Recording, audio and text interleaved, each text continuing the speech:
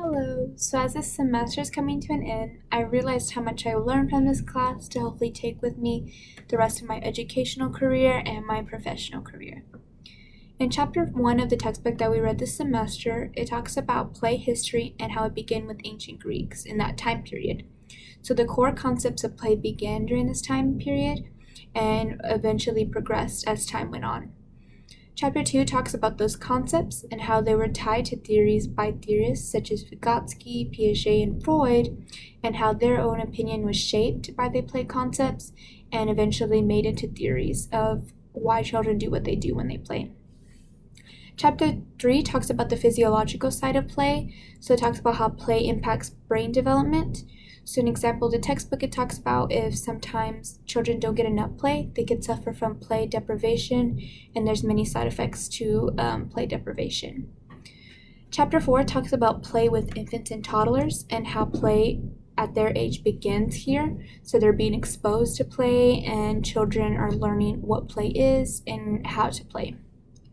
Chapter 5 talks about how play impacts preschool children. So at this age, they're learning to play more and they're starting to begin school and playing with others. So they're learning how to play with others and learning those skills from play.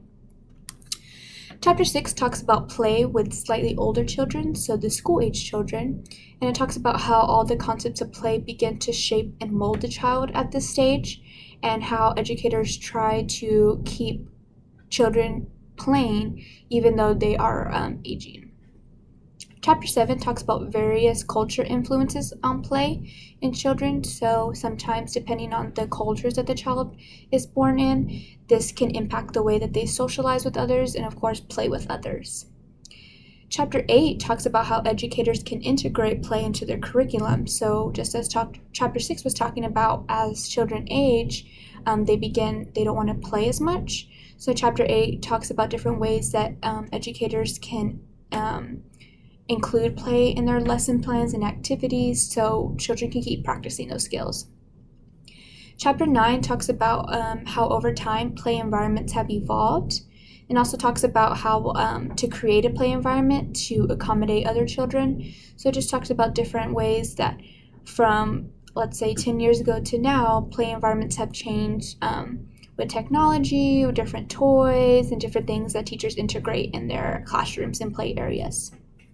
So as an OT, my future career, I can use play to treat my patients and to regain their skills back. And play also serves as an alternative way for a treatment. So I want to be a pediatric OT, so play is a really big thing that I can use to help treat my patients. So sometimes kids, they don't want to get involved with therapy, or they just don't want to cooperate. So play could be used as therapy to help the child and to regain those skills and gain treatment that they need. So from overall this semester, I really learned that play is important. It shapes a child and it gives them various skills. So the skills that I've learned from the textbook and the lecture, it talks about how they can gain imagination skills. It talks about how they could gain cognitive skills, physical skills, and just learning how to socialize with other kids while playing. Overall, from this whole semester, I've learned that play does impact a child greatly, and it could impact them as they begin to age and eventually as adults as well. So this semester was really great, and I enjoyed this class, and I am looking forward to using everything I've learned in my future career. Thank you.